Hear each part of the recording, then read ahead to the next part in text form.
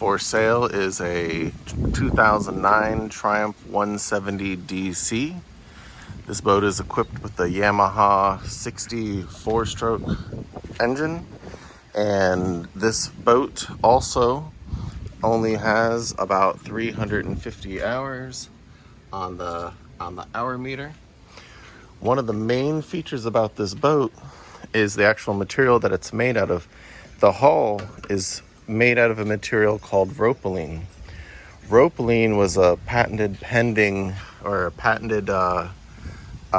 composite material, and it's UV stabilized from the sun, and it was touted as the toughest boats in the world to when they were being sold by the Triumph company.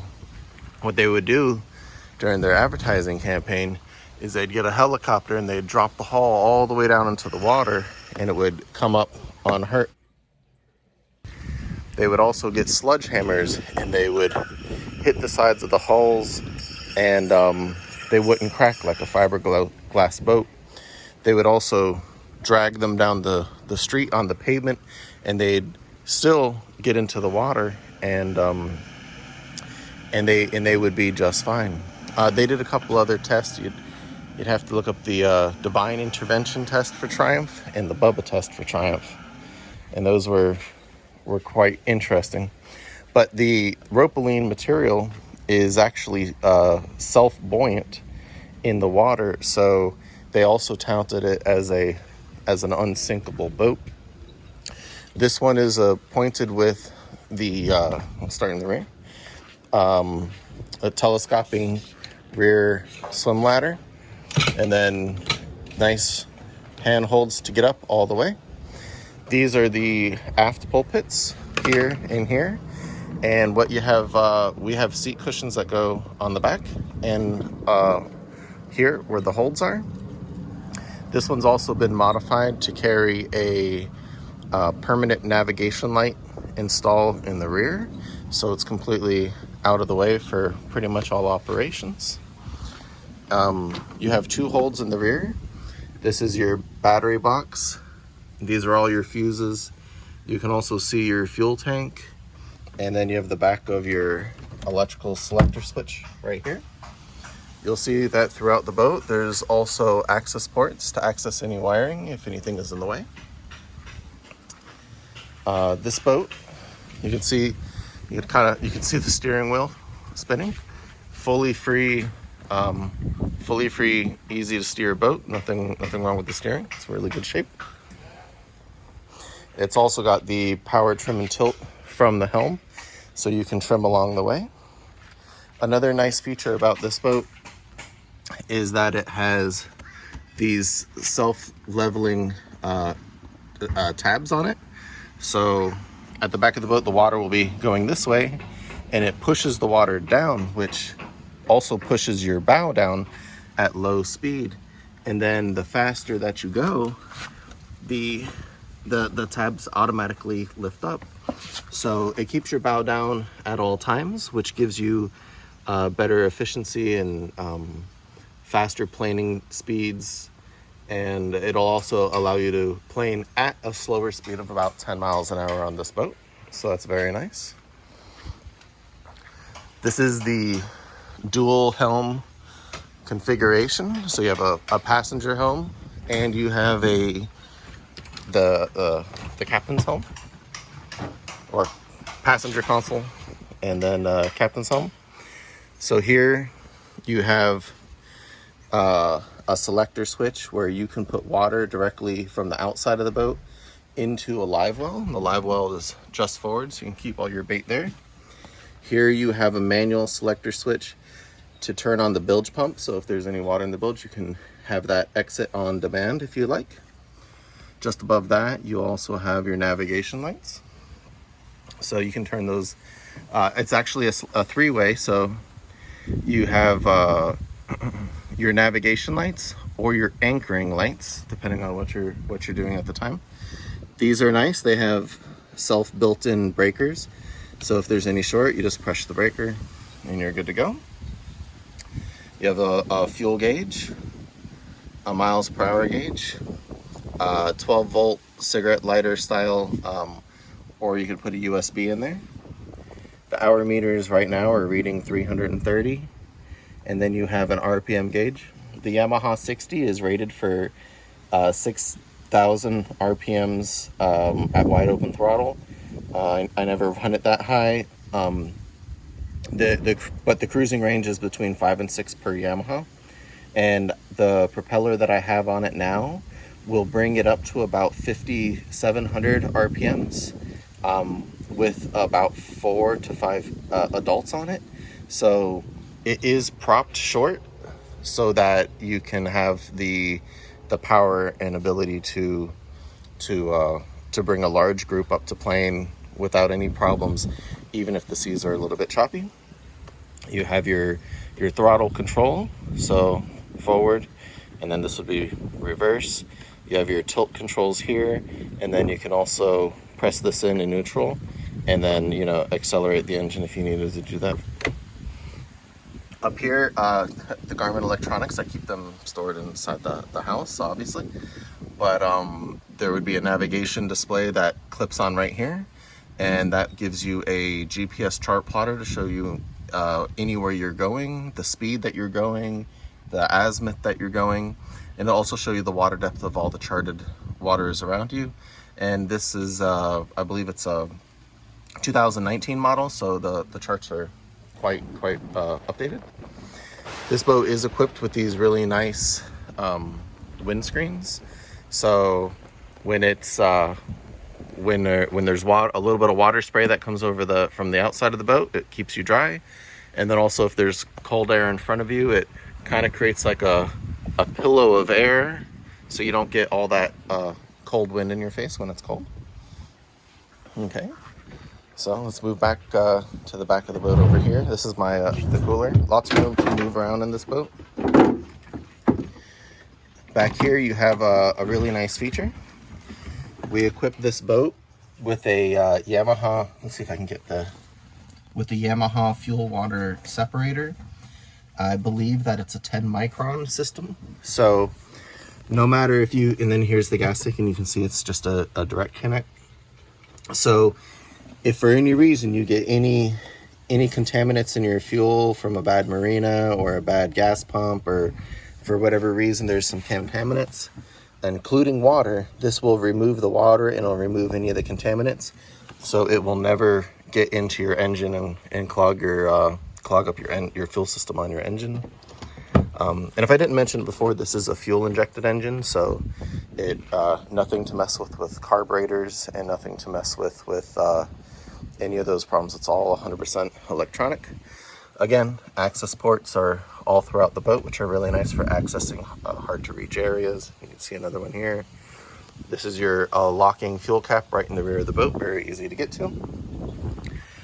Everything in the boat is pointed in stainless steel, which is really nice. So you have these cleats everywhere, built-in fishing rods, and then you have handholds the length of the boat.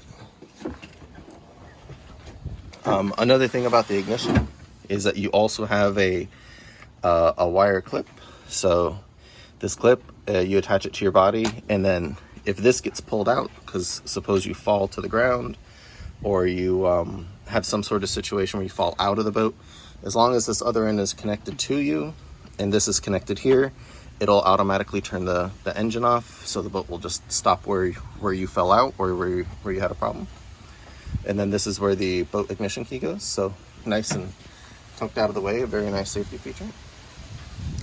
Over here at the passenger helm, you have a glove box. So at the moment, it's got some fishing books in it for me, and a pair of pliers and a knife. But anyway, you can kind of get the idea. It's about the size of a slightly small fuel box, but it's really nice. Keep that there.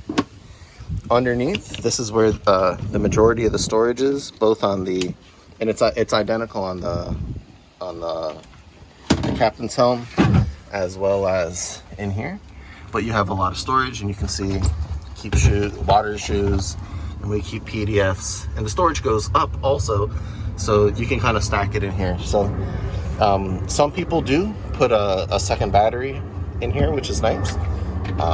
And other people put the second battery inside the captain's helm, or captain's console, or the helm console. These guys right here, we got a couple of these throughout the boat, and they're just beverage holders right next to where you would be. Got another one over there. All right, moving forward. Over here we have a self-bailing well. So if you want to fill this with something like, you could put the plug in, and then you could fill this with ice if you want and go out for the day. And then at the end of the day, you just pull the plug out. I keep a fishing, a bait board. That's where I cut bait and fish. And then I just spray it out with water at the end of the day, so it stays very nice. On this side, this is actually a fed live well. So there's the button right here on the dash, and you turn that on, and it will suck seawater from outside of the boat. It sucks seawater and it sprays the seawater in to here, right here, and then there's a drain right here. Actually, let me get the proper component for it. This little doohickey right here goes here. So what happens is you turn the switch on and it sucks seawater from the outside of the boat, and it sprays it into here, and then as it fills up, it comes up this pipe, and then it slowly goes down this hole. And when it goes down that hole, it just goes right out to the outside of the boat again. So if you want to have live bait or live fish, you can have them right here. They'll stay fresh and live all day. So it's just, really nice live well, and it's out of the way. So that's pretty nice. There's actually, you can see here, the little buttons for the seats covers, and all the seat covers are in good shape. They're in the garage somewhere, because normally it's just me and one other. So all the cushions are in really good condition. If you want to install a trolling motor, there's a lot of really good ones out there that hook up and they'll GPS lock you in one spot. And this has the factory wiring built right into it. So you could tilt your actual, this is the tilt for the main motor in the back, just in case you want to go through some shallow waters. But there's also a hookup already wired right here, so you can attach your trolling mount right here, and then your trolling motor would go right down the side of the boat. You're already wired to go. Right here, another access port, so you can get to your wiring for your nav lights if you need to. One of the nice features about this is you also have two really nice wells up in the front, and you can see plenty of room. I think we got about 40 or 50 feet of line here with an anchor. And on this side, you can see that it's full of masks and dive knives and flippers and some lobstering gear, and there's a bully net, and so you can actually fit quite a lot into these wells, which is really nice. And they can just sit right there. And these come down, and if you want lines coming out, you can have lines coming out so that you can tuck those away. There's another one on that side and here. Again, everything is nice stainless steel and in really good shape. So it's a pretty good angle here to get the rest of the boat. Now this boat is also has a nice bimini top. This bimini top, I think it's made out of some sort of sun guard material. It's hydrophobic, so it doesn't hold any water or moisture, and it doesn't hold any mildew or anything like that. So the sail of this boat also comes with the trailer. The trailer is in good shape. Triumph branded trailer. It's galvanized steel. But one of the nice features about it is right here up in the front.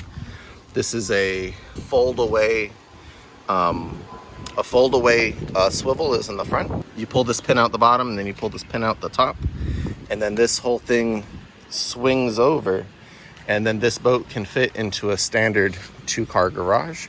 So if you wanted to have a garage kept boat, you can do that with this model. And being a standard original Triumph trailer, you can see that there's one bunk here and one bunk there that go the length of the boat. So that's 2 bunks. And then you have 2 bunks on this side that go the length of the boat. So they wanted to make sure that all Triumph boats had a very good support system on the bottom.